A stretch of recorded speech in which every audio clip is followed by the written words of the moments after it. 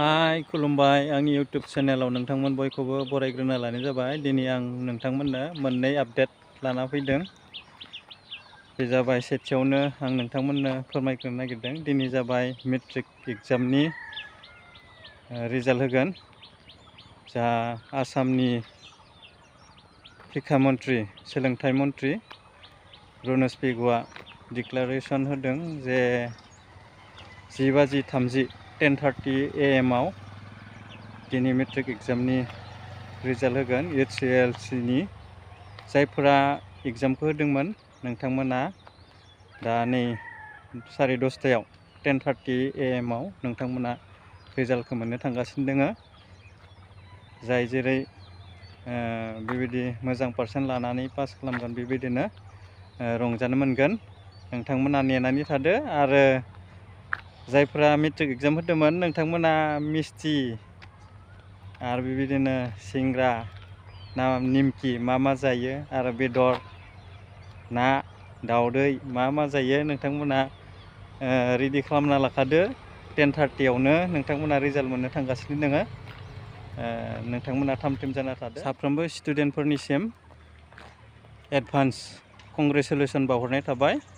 आसा खालामो नोंथांमोना साफ्रोमबो मेट्रिक होग्रा साफ्रोमबो बे एग्जामखौ उथ्रिनो हाबाय बा मोजां रिजाल्ट खालामनो हाबाय होननानै आं फोथायदों। नोंथांमोना जायै लोङै रंजादो आरो फैबाय थानाय दिनाव बेनिख्रुइ बांसिन बिदि मोजां रिजाल्ट खालामगोन। आरो बेबायदिनो नोंथांमोना दावगालांबाय थागोन आरो बेबायदिनो गोजौ लेभेलसिम फैलांबाय थागोन आसा खालामदों।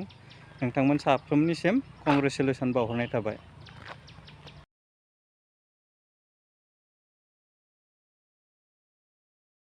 आरो नैथि आपडेटआ जाबाय जोंनिनो बर' स्टुडेन्टफोर जायफोरा नार्सिं फरायहैदों हायद्राबादनि तेलेंगानायाव बेबायदि ग्रेजुवेसन सेरेमनि जादोंमोन 2025नि रहिणी कलेज अफ नार्सिं।